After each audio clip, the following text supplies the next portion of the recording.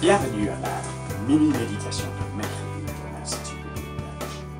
1 Corinthiens chapitre 11, verset 1. Voici ce que dit l'apôtre Paul. Suivez mon exemple, comme moi je suis le Christ. Bravo à toi, Paul, mais ce n'est pas de l'orgueil, ça. Je n'oserais jamais dire ça, moi. Comme toujours dans la Bible, le contexte est nécessaire pour comprendre le sens de cette invitation. Car Paul vient de dire, au chapitre 10, verset 31, « Ainsi, soit que vous mangiez, soit que vous buviez, ou quoi que vous fassiez, faites tout pour la gloire de Dieu. » Alors comment est-ce que je mange ou je bois pour la gloire de Dieu, au juste? Est-ce que c'est comme ça? Non, c'est pas ça.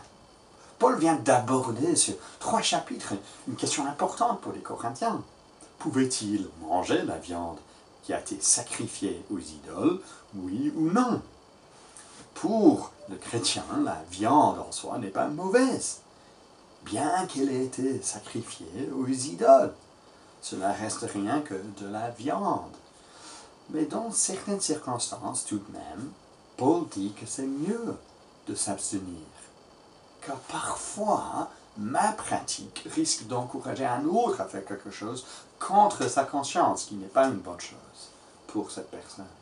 Et du coup, Paul conclut au verset 32, « Ne soyez une pierre d'achoppement, ni pour les Grecs, ni pour les Juifs, ni pour l'Église de Dieu. » Et au verset 33, il ajoute, « Je veux faire ce qui plaît à chacun, cherchant non pas mon propre intérêt, mais celui de la multitude, afin qu'elle soit sauvée. » Paul parle de toute pratique qui pourrait empêcher un non-chrétien d'entendre et de comprendre la bonne nouvelle en Christ.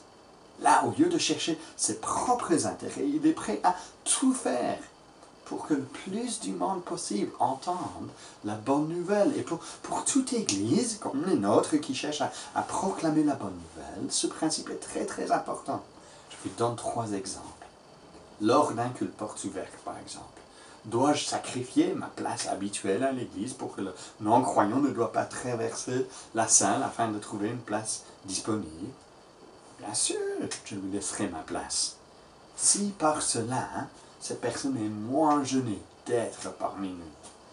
Deuxième exemple, si un ami serait plus à l'aise à venir chez moi au lieu d'aller directement à un événement organisé à l'église, serais-je prêt à organiser quelque chose chez moi pendant lequel la personne pourrait entendre un aspect de la bonne nouvelle, dans un contexte bien plus convivial? Alors, oui, bien sûr, je serais prêt à faire cela. Si lors d'une distribution dans un quartier plutôt chic, je m'habille en t-shirt et short, suis-je prêt à sacrifier mon look plutôt cool et à m'habiller correctement afin de ne pas offenser inutilement les habitants? Bien sûr.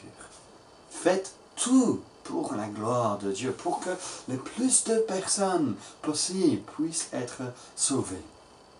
Revenons donc à notre texte. Suivons l'exemple de Paul, comme Paul suit le Christ. Faites-le pour la gloire de Dieu.